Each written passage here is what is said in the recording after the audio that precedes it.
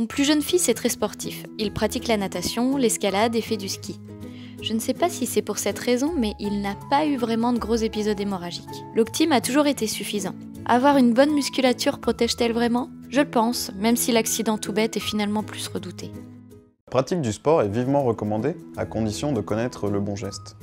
Le bon geste est un mouvement appris, contrôlé, répété et efficace. Taper dans un ballon de foot paraît simple, mais taper fort ne l'est pas pour tous. Tout enfant veut faire comme les autres du groupe.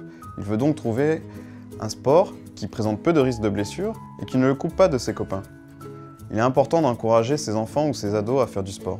Le sport va leur permettre de renforcer leurs muscles autour de leurs articulations.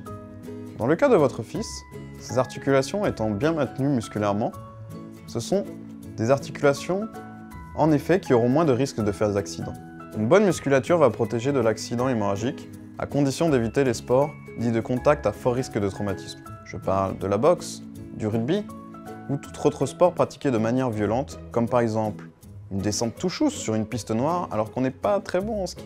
Ce sont des sports à fort risque de traumatisme pour tout à chacun. Et donc a fortiori, pour le jeune patient vivant avec une hémophilie mineure.